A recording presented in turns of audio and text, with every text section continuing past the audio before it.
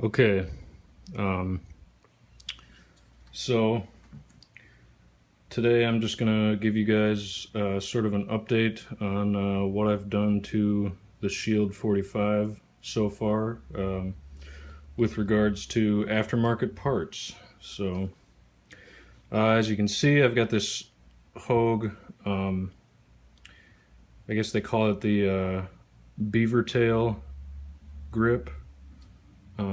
It's I don't know. It's a huge ergonomic improvement for me.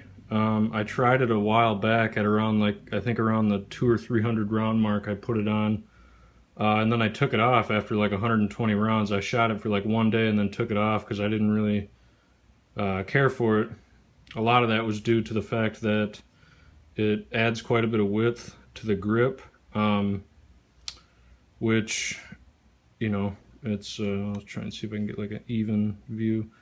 It adds quite a bit of width to the grip that way, which is really nice for hand fit and ergonomics, but it does make it quite a bit harder to conceal easily.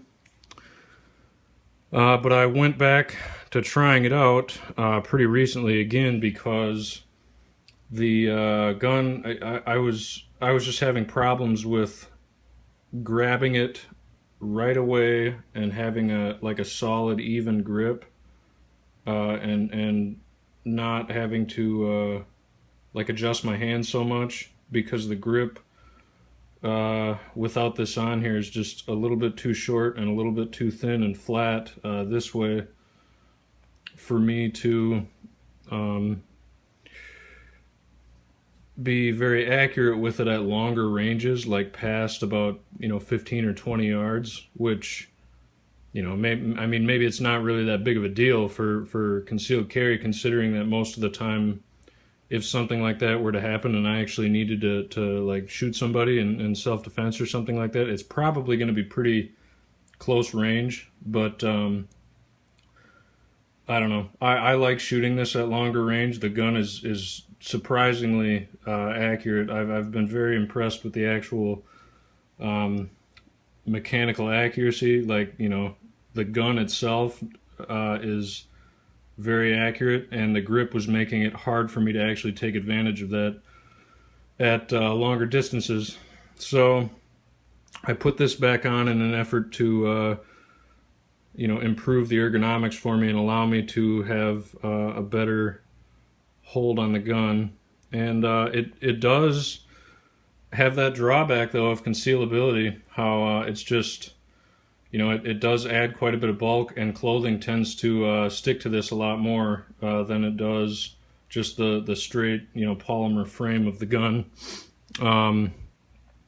Yeah, so I'm trying this out again, and I do think it is quite an improvement. And at this point, I'm probably going to keep it on there for about, I think I mentioned this on the forum, I'm probably going to keep it on here for about 500 rounds or so and just kind of see what I think. But at the moment, I mean, it definitely is nicer for me because it adds trigger reach. Because of that beaver tail portion, it adds length to the trigger reach, which is great because I have these kind of large hands. So yeah, there's the beaver tail grip sleeve. Now this is a base plate, obviously a finger extension base plate from NDZ. Now, I had actually ordered the flat ones, the ones that don't have a finger extension, because I wanted this. I don't mind shooting this with a 2-finger grip, especially with this Hogue grip on it. That finger groove there, combined with the added sort of thickness and everything, I can get a real solid grip on this with just 2 fingers. Like, it's really not a problem at all, and I never had much of an issue with it before. And the flat fitting, flush fitting base plates, just obviously they conceal a lot better than the extended ones like this. So, but when I ordered these from NDZ, I ordered the regular or the flat ones, and the receipt that I got says the flat ones. But when I picked these up from my, well, yeah, from the mailbox yesterday, they had shipped me 2 of these instead of 2 of the flat ones. And I don't know, I was all ready to email NDZ, but I figured I'd just kind of wait it out and think about it for the weekend and try to determine how I want to address the situation. But I don't know. I think what I'm going to do is just give their customer service a call, like on my lunch break on Monday or something like that, when I know they're going to be open. But yeah, I mean, I don't know. I would rather just have the flat one. And the only reason that I bothered getting flat ones that were aftermarket is basically because I got this Apex trigger, which is black anodized aluminum, and I got this rear slide cover plate from NDZ that was black anodized aluminum, and I just kind of wanted a base plate that was gonna, match that a little bit. It was really just an aesthetics and consistency thing. Really, I don't, in all honesty, I don't really see a need to upgrade the base plate over the factory flat, flush one, but I don't know. I just kind of did it. But I figured I'd leave this on here just so you guys can see it, because I don't know that I don't know that there are any YouTube videos that show this base plate on a Shield 45. They just released these pretty recently. The last time I went on their website, like a couple of weeks ago, they did not have these for sale, and I just checked earlier in the week and they had them listed. So yeah, there's sort of a look at that. It's actually a pretty nicely made part. They have these ridges on the front, which are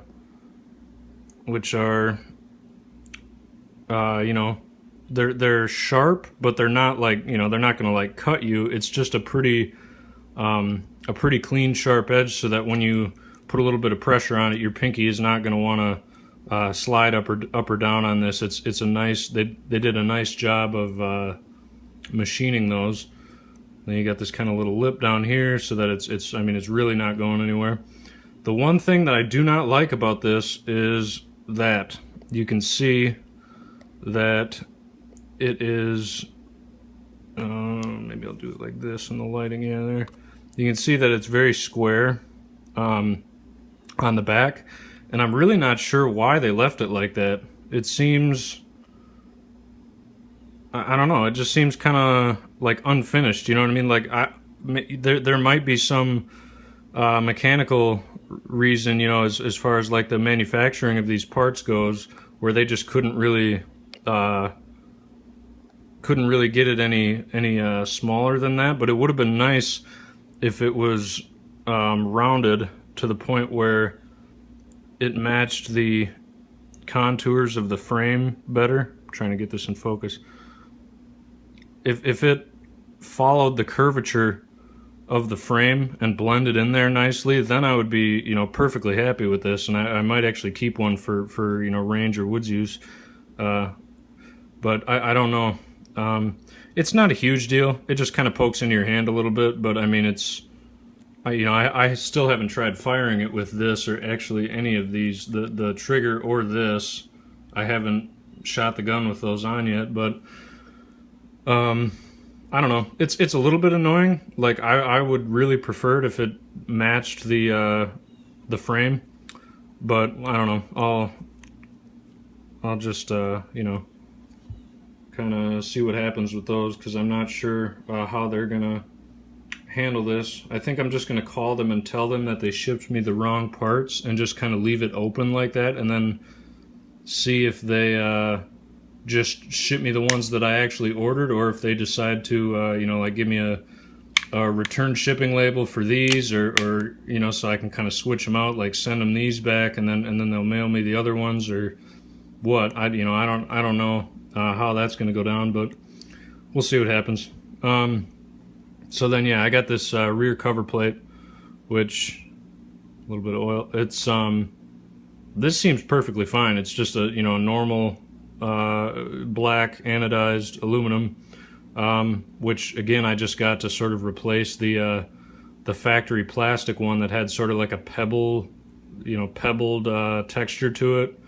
I mean, it worked. Again, it's similar to the base plates. It's not. I didn't really need to replace that. I just kind of did it for aesthetic reasons, since I had gotten rid of the plastic trigger and the plastic base plates. I just kind of figured I'd get rid of the plastic slide cover plate as well. Now on to the trigger.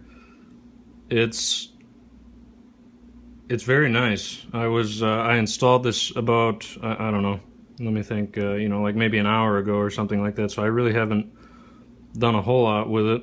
I haven't actually shot it, but just in dry firing it, it seems like a huge improvement, because it's obviously it's much more rigid, similar to the what I said about the difference between the polymer trigger on my Glock and that what was it, the Lone Wolf trigger that I put on the Glock. I like it that it's much more rigid. It doesn't flex at all like the polymer ones do. It's got this blade type trigger safety instead of that stupid, that dumb pivoting design that Smith uses. I really don't like that design at all. The hinged trigger, it really bugs me. And it's quite flat on the face of it. The edges are sort of lightly radiused. Now when it's, I'm gonna see if I can get the, yeah, so when it's depressed, when the safety's depressed, it really is almost a flat face trigger. I mean, it's quite, you got the little hook down at the bottom there, and then the rounded portion up here, but the middle, the middle half or so of the trigger, middle third maybe of the trigger face, is flat. So it's not anywhere near as steeply curved as the stock trigger is, which I like, because that one was just too curved for my taste. But so the big thing with this to me is they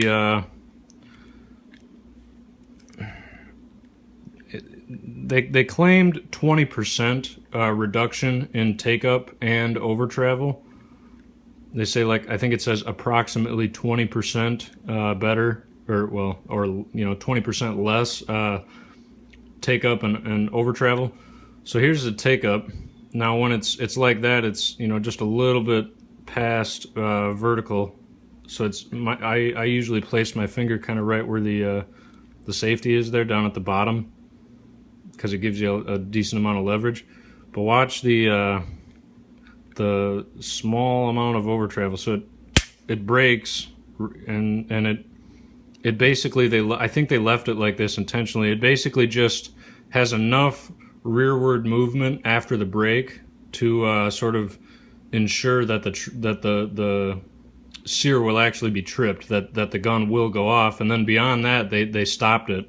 It does not engage the factory. I don't know how well you can see that. The factory, there it is. It does not engage the little over travel stop that they built into the frame. So that's nice. And it does. It's just. I don't know if it actually changed the feel of the trigger pull itself. Like it might have made it lighter just because I have better leverage by being able to get my finger way down here. And maybe some other angles in the trigger itself might have reduced the pull weight a little bit because of just leverage. But I didn't do anything else to the trigger mechanism really. I lightly polished the trigger bar in a couple spots, and then just kind of cleaned and oiled the sear, face of the sear and all that. I didn't even take it out of the housing. I just didn't want to mess with that today. But so you get your take up, and then it's just it's much shorter after. There's way less over travel. Like it seems to me like there's way less over travel than there was. Either that or the design of the shape of the trigger makes it seem that way. I'm really not sure. and I didn't do any sort of measurements on this before or after, so I really have no way of knowing. But the trigger is, I really like this a lot. It's quite nice. I'm very happy with it. It's definitely worth it to me. So yeah, and then the only other thing I've changed are these sights, which I'll move this out of the way here and just kind of, yeah, that was an office chair with a blanket over it, so let me think here.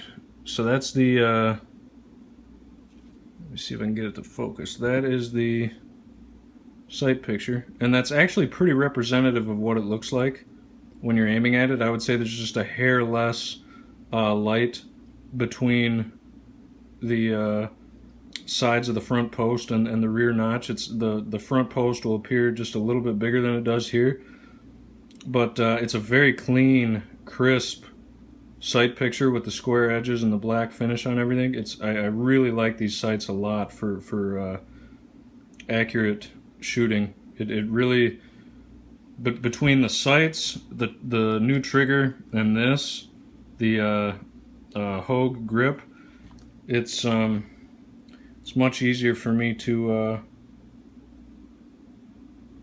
get a clean break on the trigger. That was the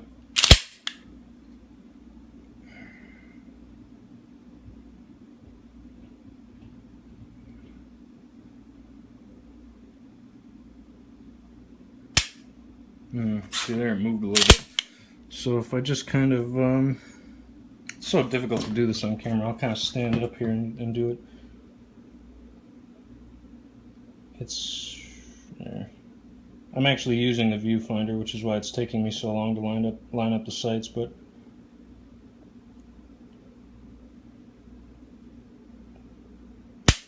there.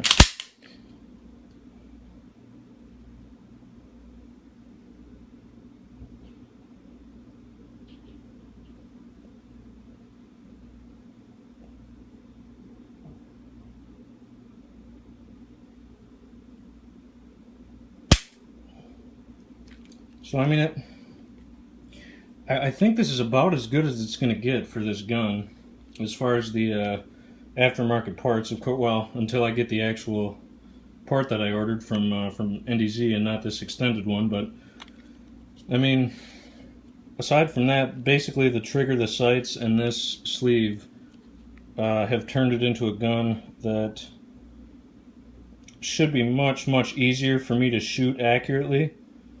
And it's still not that difficult to hide. I mean, yeah, that does add quite a bit. I you know, maybe it's the width out here is comparable to the width of the grip on my 23.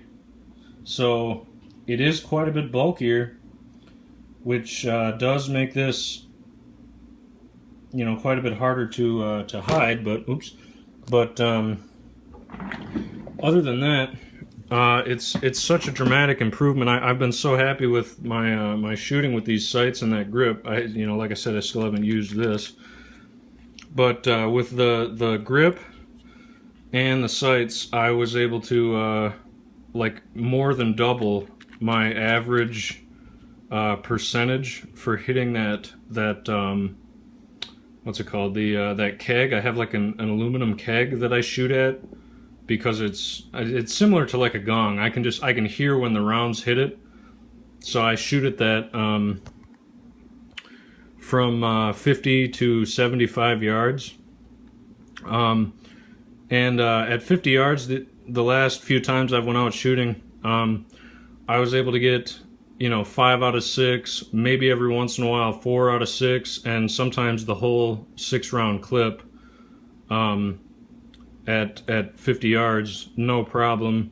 Whereas before, the best I could manage was maybe about like 50 to 60%, and now it's, you know, all but 1 out of the magazine most of the time, and, you know, occasionally a whole magazine, and occasionally I miss twice. But this grip makes it so that the gun, when I pull the trigger, I think it's because of the added trigger reach that this gives me, along with the fact that it's much more hand filling. the gun doesn't turn so much in my hand when the trigger breaks, and I'm hoping that the reduction in over travel that this trigger gives me will help with that. You know, and just make it even less. And just in dry firing and pointing it around my house and you know, pretending to shoot at shit, it seems to be a pretty notable improvement. So I'm very happy with this. It was you know, a little bit harder to work on this gun than my Glock for sure, because these are roll pins that I actually have to punch out with a hammer and a 1/8 inch roll pin punch.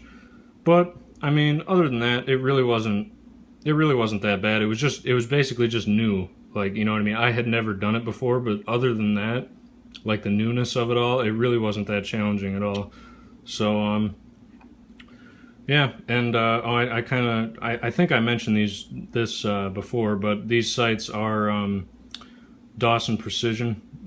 This is their fixed, obviously, carry sights that are sort of low profile and all that. This is a 1/10 of an inch wide front with the fiber optic, and then the rear is an 1/8 inch notch. And just one more thing to note about these. They seem to have designed this, it's probably going to be tough to tell on camera, but they seem to have designed this so that when, yeah, see, the scale isn't right either because of the size of that front sight. But when you're looking at these, that green dot, when the blade, the front blade is at the appropriate elevation in relation to the rear sight. So when it's flush across the top of the rear sight, the green dot appears to me to be centered in this notch, which is great because when the lighting is a little bit dimmer than broad daylight, or if you're aiming at a dark background, you can usually still see the rear notch like pretty clearly, but the front post, because the whole thing is very finely serrated, the front post starts to kind of blur out, and basically you can mainly just see that dot and the rear notch, but you can still just kind of center the dot in the notch and make decent shots, even at you know, less than ideal lighting conditions. So yeah, there's the shield at the moment. I think that'll about do it for me. So I will catch y'all later.